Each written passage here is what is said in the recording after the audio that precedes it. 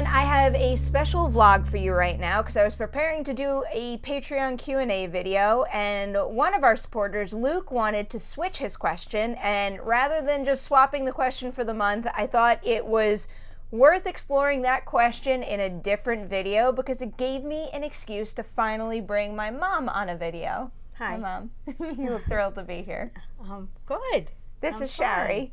Hi. So Luke's question was, my daughter is very much into art and acting, and I want to encourage and support her chasing what she is passionate about. What did your parents do to support you in chasing your ambitions?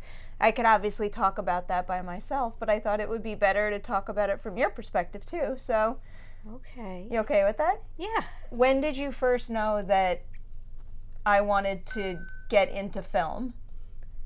I think, well, you were always interested in film and movies growing up. That was always something you were always happy to do and had a passion for. But it wasn't until college, I don't think. What did you think I was going to be before college? I thought you were gonna be something in journalism, or you always wanted to be a TV news person, Yeah. or possibly a meteorologist. Yeah, I wasn't good enough at science for that. Well, if you had pursued it, you probably would have been. I would have had a hard time. So I go to college, and then when I get out of college and I decide that I don't want to go into just straightforward broadcast journalism and I wanted to commit to film, what was the first thing that was going through your mind? Was it okay, or were you nervous at all that it wasn't, it wasn't the safest career path to go down? Well, I know you started off with writing for websites. Cinema Blend. I remember that.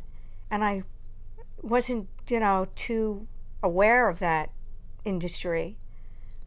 So it took me a while with a lot of reading and questioning to know exactly what you were doing. But once I saw what you were doing and how much you did it, you were constantly writing and were very knowledgeable in it.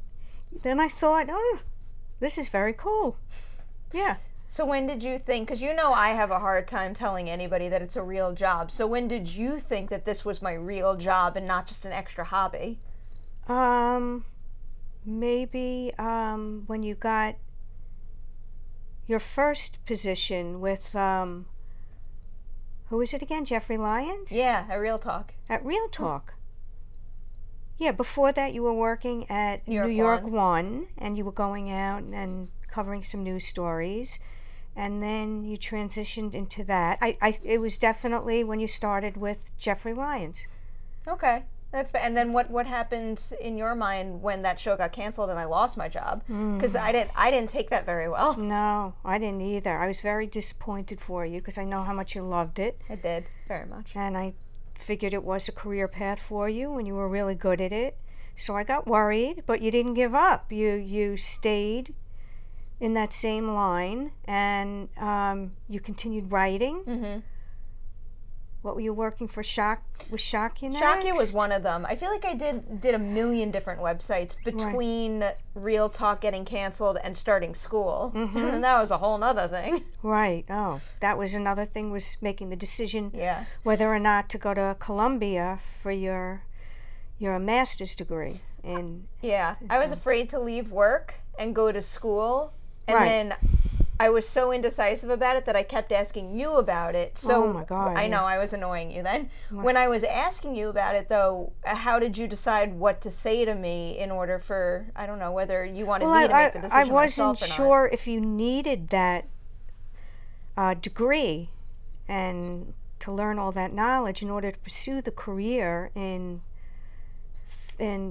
well, at the time you were just writing about movies, right? You were and critiquing them too, I think. Well, I had made at that point the sushi challenge in NYU because I got to do that degree program, the certificate program in the School of Continuing and Professional Studies, and that's funny. That's where I learned about digital filmmaking. Right.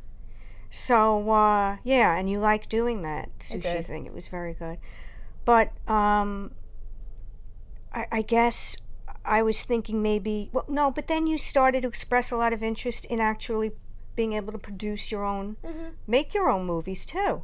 And I think you thought that it would be very helpful to have, to learn a lot more, to gain a lot more knowledge in the field from school in order to be better as a critic, as a writer, anything in that field. And then gradually it was like, okay, if you can do both, because you were going to continue the work with going to school, which was a lot, but I, gradually thought that that would be a good idea. So when I started film school, did you ever think that I had made the wrong decision, or were you ever kind of skeptical about how it was all going to pan out?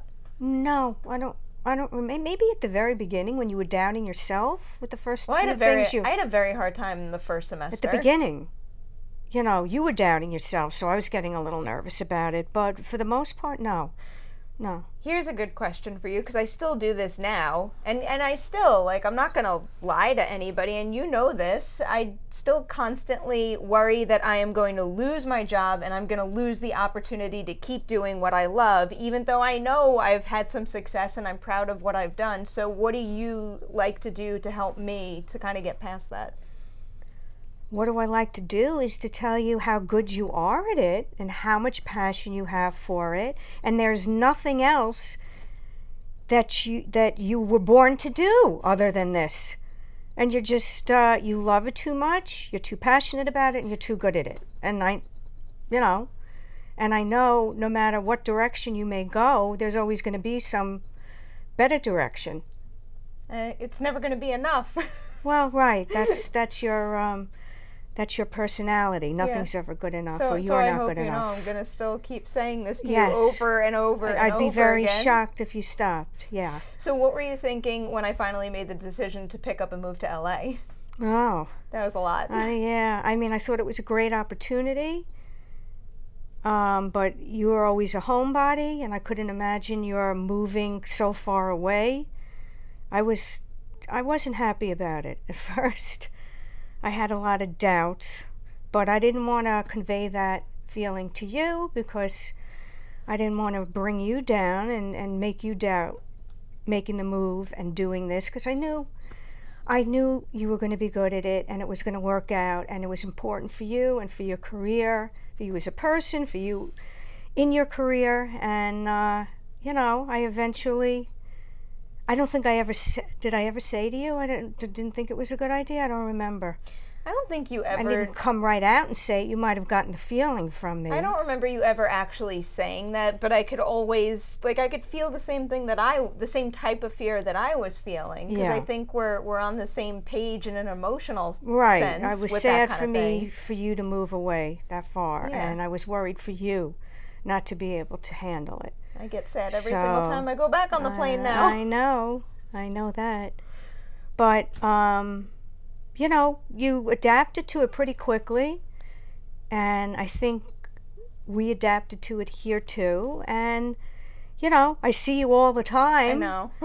Watching all your stuff. I feel like I see you more. What do you think of all this? Is all of this crazy to you? Because even when I first started getting into this kind of work, it's nothing like what it is now. I was just sitting and writing articles at the computer all day. Did you ever think that I would be doing anything like this? No, I'm totally unfamiliar. I've learned about it through watching you and seeing what you do, but no, never in a million years did I think you'd be doing all of this and being...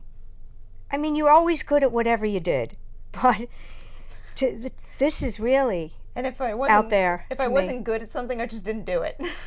Yeah, well, that's a good way to be, I think. But I did a lot of things when I was younger. Just to back up, because when I was growing up in school, you always let me do whatever I want, and I was very into everything. Whether it was hopes to become a journalist when I got older, or it was band, or it was sports. So how do you decide whether to push me hard down one path or let me do whatever I want and figure it out? I think when you were younger, my thought was always that you should try a little bit of everything, not lock yourself down into one path. But maybe that was the wrong way of thinking.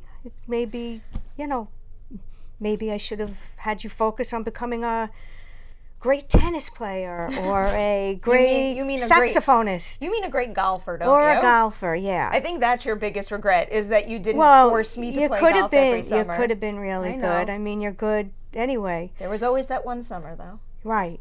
That I summer. I was the A-class runner-up. Runner-up and almost the winner. I know. Came down to the 17th hole, I think. Yeah. Of the second round. And then I blew a putt. You blew a putt. That's right. I and remember. It was over. I'll never forget. But I think now, I always tell you when you have any doubts, or maybe you should start doing this or that instead. I never say, "What are you kidding? Mm-hmm. This is what you were meant to do, and you will stick with it." I feel like it's important to tell everyone it's like your path and my path. It's not the same for everybody, but right. Just to kind of answer Luke's question here, because I think one of the big things, whether you're getting into film criticism, an art field, or acting or anything, is the fact that it's a very challenging field to build a career in, a realistic career. Right. So I don't know, just from the parent perspective and looking back on everything we've been through over the years, I mean, what do you think was the best possible thing that you did to help me get here? Because I mean, I would never be doing any of this if it weren't for the support that you, Dad, and Lonnie have always given me, and Poppy too, especially. Right. I guess from a parent's perspective, it's just to really listen to your child, get where they're coming from, know that it's not just a whim type of thing, watch what they're doing, and then when you see, hey, they're good at it, this is it, they love it, then you just back them up and give them a lot of confidence and say, you know what, we're here for you, you can do it. I think that was the right path for me, at least. Yeah, Again, I think it definitely was. It's not the same for everyone, and I don't want this conversation to come off like this is the instructions in order to make this work, but I appreciate you doing what you did for me. Thank you. I appreciate that you appreciate it. Okay. Good, Mom. I love you so much. Seriously. Love you so much, thank too. you so much for Good luck, Luke. Helping me get all this going. Yeah. Luke, thanks so much for submitting this question, because this was a really important thing, clearly, in my life that I got to share with my mom, and I'm really excited for you to get to share all of that with your daughter, too. So thanks so much for asking this question, and Mom, thanks for doing a video with me. Now we can go back to making TikToks. Oh, I can't wait. Let's do it. All right. Bye, guys. Bye.